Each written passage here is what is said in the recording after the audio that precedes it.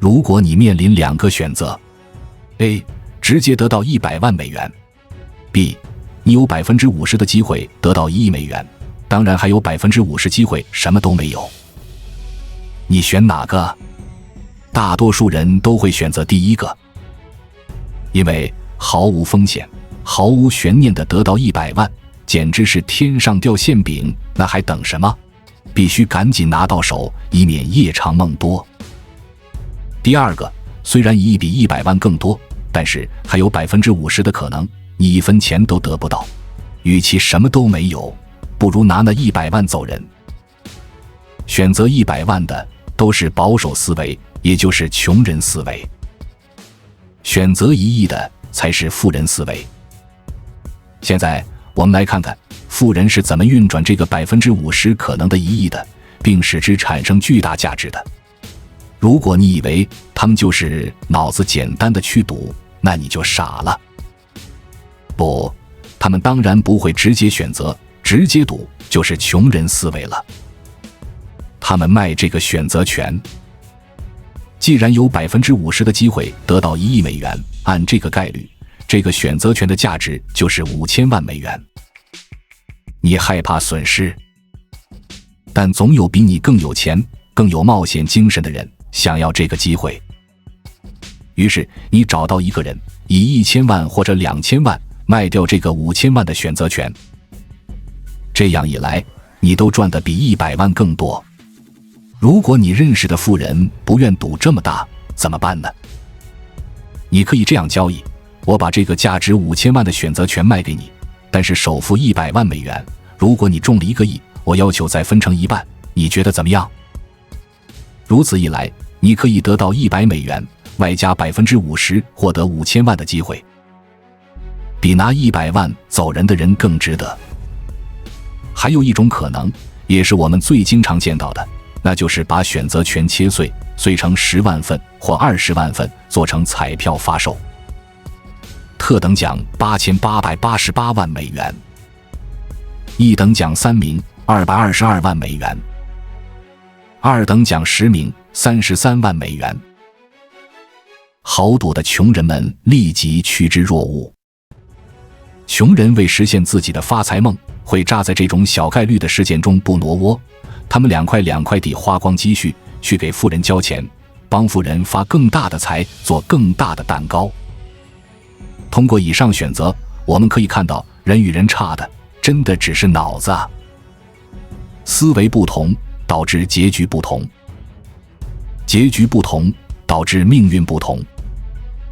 穷人思维拥有者会局限于本能，盯紧利益，看不见概率。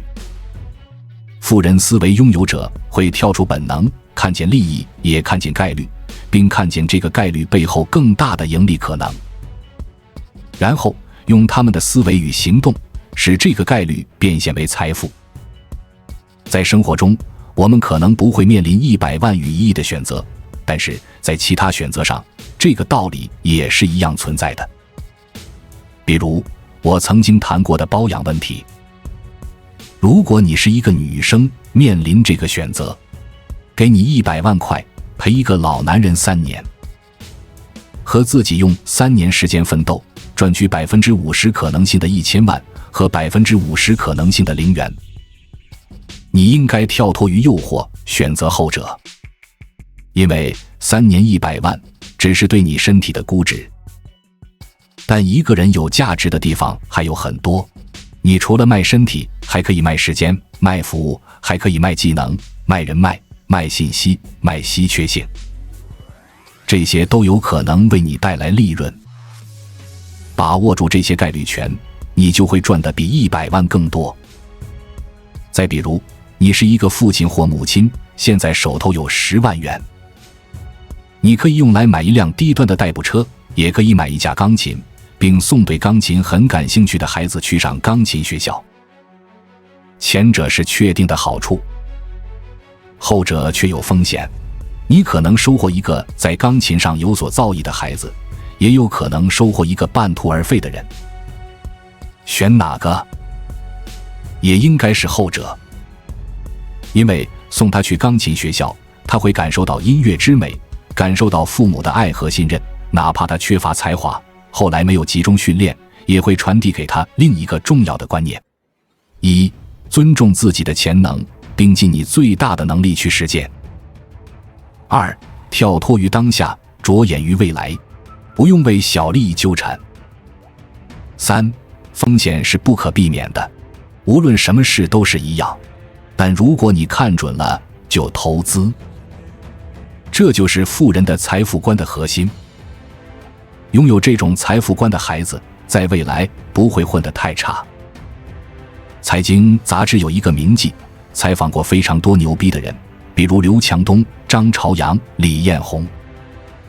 在多次与这些创业者深度交谈之后，他发现这些人身上有一个奇异的共同点。这个共同点与他们的性别无关，与出身无关，与际遇好像也没啥关系。这些人共同的特点就是在确定的小利益和有风险的投资面前，持续地选择后者。你可能想问，他们不怕失败吗？不怕亏损吗？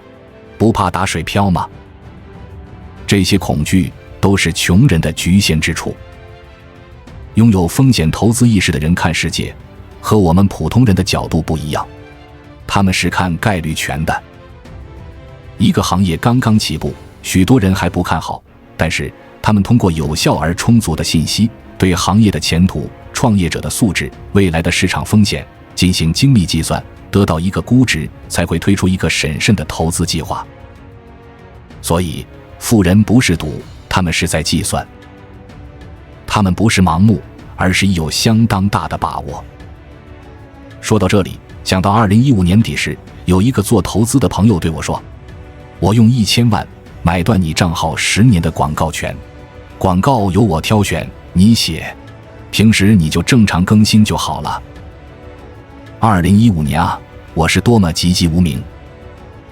当时账号也没接过什么广告，日常所得也只是部分铁粉的赞赏，可想而知这些钱是多么有限。正因为有限，这个机会对于我而言无异于天降大财。一是确定的1000万，二是50%的可能我赚更多，也有50%的可能我赚不到钱。我选择了二，因为我发现当时微信已经普及于世了，几乎有人的地方就有微信，有微信的人都会订阅我的账号。这就说明机会是存在的，只看我怎么做。到如今，我所赚的早已超过了他曾开出的价码。写到这里，有人一定想说到底还是要改变思维。但改变思维谈何容易，我们几辈子都穷过来了，在这样的环境中长大，大家都是这样看问题、想问题的，忽然让我用富人思维想事情，太难了。这也就是出身决定论的由来。正因如此，精英家庭的后代也多数是精英，穷人的后代也多数是穷人。但逆袭的人不是没有，他们是怎么做到的呢？学习。通过学习，通过认知升级，通过改变自己的大脑，通过克服自己与生俱来的本能，认识概率，掌握概率。如果让我给你建议，我会说3点：一，不要问身边的人，要去听你认为牛逼的人。鉴于人以类聚的习惯，一个圈子里多数都是观念相似的人，这会令你感觉温暖，也会令你成长受限。连岳说得好，你不要问身边的人，你要去问那些过上了你想过的生活的人，他们的意见才真正有用。你身边那些人，他们的见识仅限于人要安分，一辈子也都在安分，所以也只会劝你安分。他们根本不知道生活还有另外一种可能。这一点是让你打破旧思维，接受新观念。二，与能给你正向激励的人相处。我们普通人最缺乏的其实不是钱，而是有一个老爸随时随地告诉我你很牛。没有这样的老爸呢，那就只有通过后天选择性的交友、恋爱、结婚，让自己与这样的人相处。2015年，我之所以没卖掉公号，除了自己的观察，还有一个重要的原因是我老公。他的缺点千万种，但也有一个特别好的地方，就是对我的能力和未来都无比信任。哪怕我告诉他，我总有一天会把月亮摘下来的，他也会深信不疑。在他的正面激励下，我对事业的恐惧是史上最低的，对自己的信心，对前途的激情则一直未曾熄灭。没有这一点，你会困于负面情绪，终日与人对抗而非合作，注意力都消耗了。想改变思维，省省吧。3. 思维的改变必得匹配相应的行动。再理性的思维也得用行动去验证。不验为零，验证了才有效果。哪怕有风险，也要去尝试，在试错中成长，完善认知，获得高回报。有了高回报，人就能看得更远。在下一个选择上会更从容，更清醒，也更能摆脱诱惑，跳过100万，直奔更大的可能。而人生就是这样一点一点，一步一步走向更广袤的地方的。为什么穷人越存越穷，富人越借越富？归根到底是因为穷人和富人截然不同的思维。穷人把钱看得太重，每天只知道存钱、省钱，不惜浪费自己的时间和生命去省钱，而富人用时间去追求财富，成功地避开了用时间换钱的陷阱。穷人把钱当成生活资料，富人把钱当成生产资料。这种思维的不同，就导致了在同样是面对金钱的情况下，富人容易操控钱，而穷人更容易被钱操控。于是穷人越穷，富人越富。花钱这事看起来谁都会，但未必人人都能花得明白。人类是一种心理动物，大脑成就了我们，而且金钱是大脑的构想。有时候金钱似乎控制着我们，金钱凌驾于大脑之上；有时候我们又能以自己的方式使用金钱，大脑凌驾于金钱之上。金钱影响我们的心态、情感和行为，而且这3个方面以有趣而又奇特的方式相互联系、相互融合、相互排斥。同样是面对金钱，有钱人容易操控钱，穷人更容易被钱操控。这里面暗含着一场金钱与心理的博弈战。为什么钱花得越多越不心疼？假设你正在海边度假，打算租一辆自行车沿海滩骑行，你边走边看，第一家租车行租一天收120元，接着你看到另一家租车行的广告，上面说一天只收80元。到第2家租车行还得走10分钟，但是价钱便宜，也许值得去看看。只要车看起来能骑就好，你就可以为节约下40元而庆幸。这40元足够第2天骑行，或是在悬崖上的咖啡馆喝一杯不错的咖啡。现在假设你回到了家，正在买一辆新车，在第1家店你看上一辆车，售价15万元，你想看一看价格是否公道，于是你走了10分钟，来到了第2家店，同一款车，这家店售价为15万040元，返回第1家店去买，节约40元值得吗？几乎可以肯定你不会返回去。这么一大笔交易，只差这么点钱，仿佛无关紧要。可是你能节约的钱，正好和租自行车节约下来的钱一样多。租自行车时，你为自己能节约下40元感到很高兴，买车时你却不把它放在心上。无数研究表明，我们不断做出此类判断，将节约的钱看作是整个费用的一部分了，而不是看作具有一定消费力的实实在在的一笔钱。这就叫做相对思维，在比较富裕的人群中特别多见。最近和丈夫搬家时，我强烈地感受到了这一点。这次搬家是我们人生中最大的一次交易。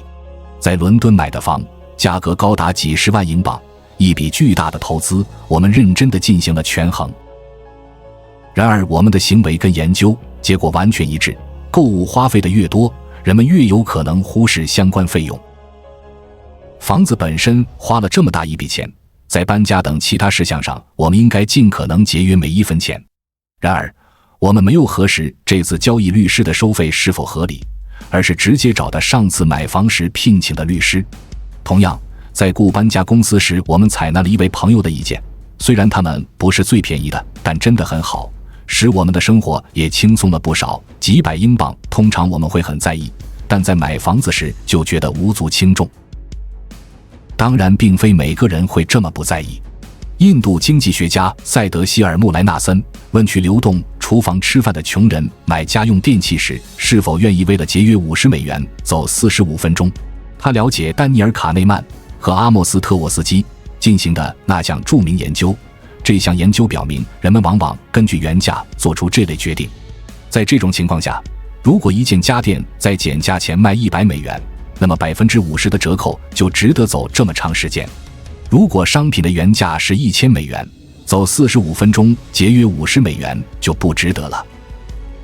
穆莱纳森告诉我们，在流动厨房就餐的人就不会这么想，他们都不会受原价的影响，因为不管原价是多少，$50对他们来说都是一笔不小的数目，不能让这笔钱白白浪费。从表面来看，这些穷人的行为更理性一些，但是这是否意味着富人完全不理性？未必。我们考虑时，不仅要看金钱上的节约，还要看时间上的价值。和在流动厨房就餐的人不同，我们经常认为自己是金钱上的富翁，时间上的平民。时间有时对我们来说很宝贵。然而，我们在进行此类计算时，行为并非完全一致。我们当中许多人花几个小时在网上浏览，以便买到最便宜的机票或者火车票，节约下来的钱相当少。办公时间上网搜索特价商品，老板没有看见，也许是明智的，因为他们的确是在例行节约，而且公司以为他们的时间付了费。但是我是一名在家工作很长时间的自由职业者，我也会做同样的事情。我从未计算过，但是把时间花在工作上，肯定在经济上更有意义。然而在这一事例中，减价的诱惑是不可阻挡的。此外，研究显示，我们没有打算花同样的时间去审视一直以来的大笔开销。为什么我们有时尽力节约，有时却不呢？有时节约是因为我们必须这样做。之所以必须选购一张火车票，是因为我们要到某个地方去，但是我们不必麻烦更换供电公司。还有一个理由，我们不愿意将来为时所累。更换能源公司的第一阶段还比较容易，但是不像一次性购物，将来需要更多的投入。从这些例子中，我们应该清楚地看到，每一磅对我们每个人来说价值都是相同的。这一看法一直以来是维系我们货币交易体制的理念，但从心理学角度来看，这恰恰是完全错误的。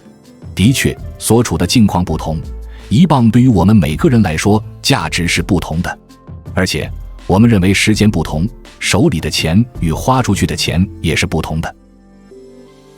为什么不能妥协，却经常妥协，而且毫不后悔？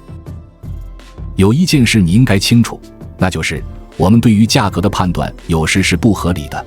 我们的想法总是被金钱的数量和来源左右。当设计价格时，金钱对大脑的愚弄是非常巧妙的。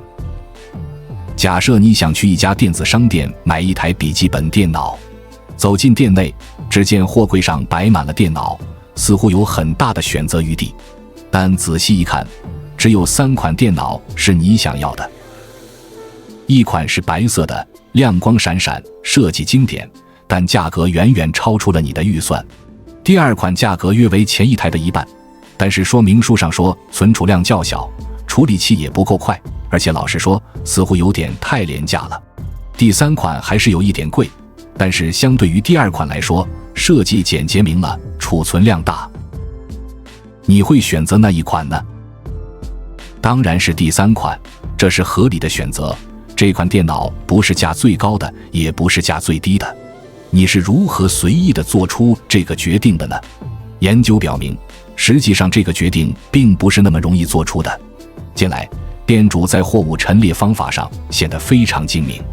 他们知道，很少有顾客会买昂贵的笔记本电脑，但是把价格高昂的笔记本电脑与其他电脑陈列在一起，比最贵的稍便宜一点的电脑就成为价格适中的笔记本电脑。这一做法利用了折中效应，该效应对我们有很强的吸引力。不走极端，择中而行，似乎总是非常明智的。买房时，我只想看2栋房子，但是房产经纪人会安排我再多看一所，价格远高于我所能承受的范围。他解释道：“你都到这儿了，还是看看吧。”他希望折中效应能够转变我的想法。他知道我的价格底线，不可能突然加大预算买下那么一所昂贵的房子，但这绝不是他的目的。他带我去看我买不起的房子，是为了改变我对其他房子的看法。尽管其他房子比我想要的要小，路段也不是很好，但是和那所昂贵的房子比起来，它已经很不错，甚至很划算了。即使像卫生纸这类不起眼的东西，这种心理也会对其产生作用。超市将昂贵的卫生纸也陈列在货架上，不是希望大多数顾客不再购买价格适中的品牌，而去购买奢侈的棉质卫生纸。不，他真正想要做的是为了保证消费者继续购买，或者转而购买价格适中的卫生纸，而不是去购买真正便宜的卫生纸。凭借一般可评估性理论，行为科学家奚凯元和张娇发现，如果人们单看一件物品时，通常情况下评价会很高。他们通过一个给未婚妻买订婚戒指的例子来说明这一点。在珠宝店，未婚夫打算买一个钻石小、价格便宜的戒指，但是和那些较贵的钻戒相比，钻石显得很小。而他认为他的爱人肯定喜欢钻石大的戒指，但是如果他理性地买下负担得起的戒指，将其送给自己的未婚妻时，他可能会很高兴。他所看到的就是手上的钻戒，他不会因想到珠宝店那些昂贵的珠宝而感到难过，至少在他碰巧路过珠宝店的橱窗之前不会难过。无论何时你打算买东西，想想当你把它拿回家时，这个东西本身看起来怎么样？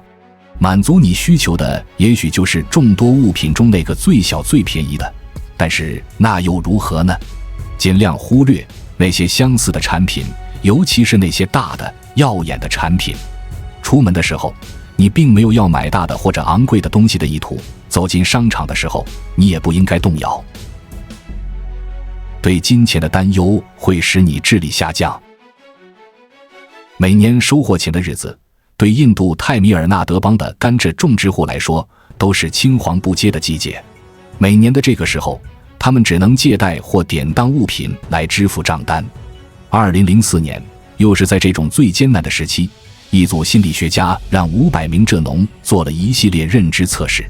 几个月之后，在收获了甘蔗，拿到了钱后，心理学家让这些蔗农又做了一次测试。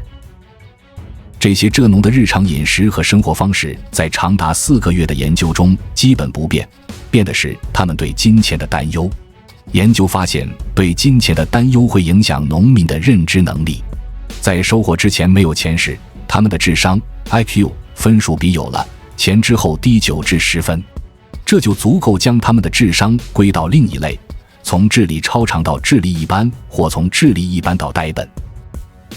这一研究表明，一些事情似乎显而易见，但实际上却非常重要。缺钱时，挣钱就成为当务之急。哈佛大学的心理学家塞德希尔·穆莱纳森是研究贫穷对认知的影响的主要学者，而且是蔗农实验的研究人员之一。他说，为金钱担忧的人大脑中很少有容量去关注其他事物。他的研究表明，容量的减少会导致智力的显著下降。众所周知，如果一个人被迫一整晚不睡，第二天很难正常思考。在穆莱纳森的研究中，缺钱对思维的影响和整晚不睡的影响有 80% 是相同的。另一项研究也显示，对金钱的担忧会使心智能力受到严重影响。这一测试是在美国新泽西州的一个购物中心进行的。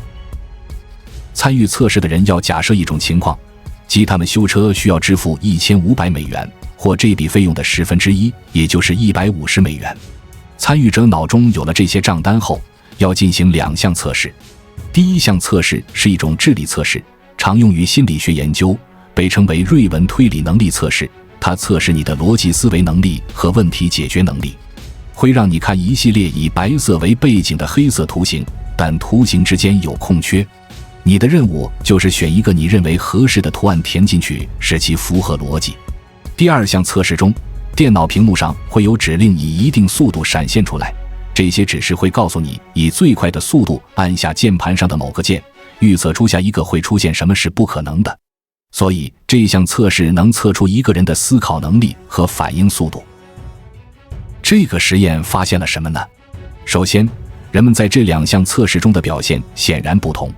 尽管我们感兴趣的是富人和穷人不同的表现，但是要知道，他们已经牢牢记住了2个汽车维修价格中的一个。不论富人记住的是$1500还是$150的维修汽车账单，他们的得分都一样优异，而不太富裕的参与者在面对高额账单的时候，他们的得分非常差。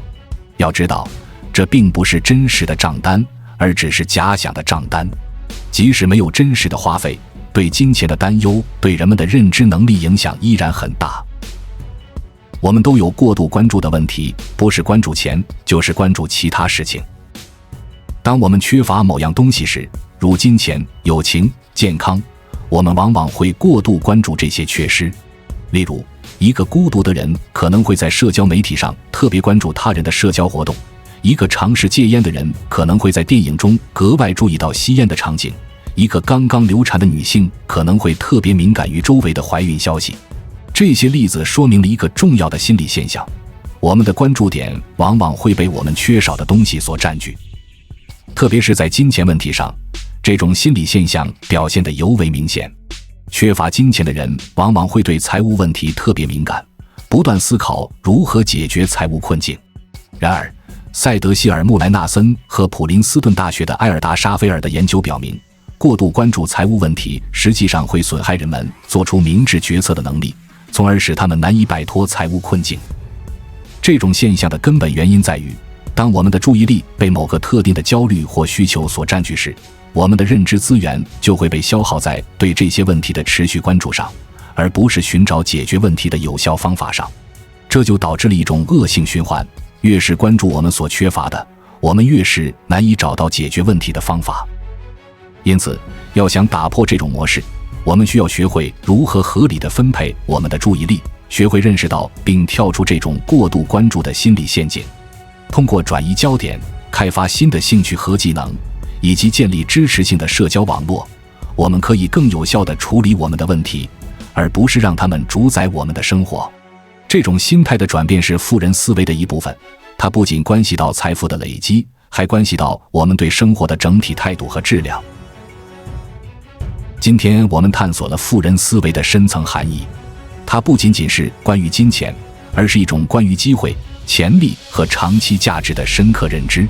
通过勇敢地追求那些可能带来巨大回报的风险，我们学习如何将眼光投向更远的未来。这不仅是财富的积累，更是一种生活哲学。在面对生活的每一个选择时，我们应该看到其背后的更大可能性。这种思维方式不仅能够改变我们的财富状态，更能深刻影响我们的生活质量和未来。这是富人思维的真谛，看见并抓住机会，勇于追求更大的可能，让每一次选择都成为通向更加丰富生活的跳板。关注我，我是才知道，带你解锁更多金钱的真相。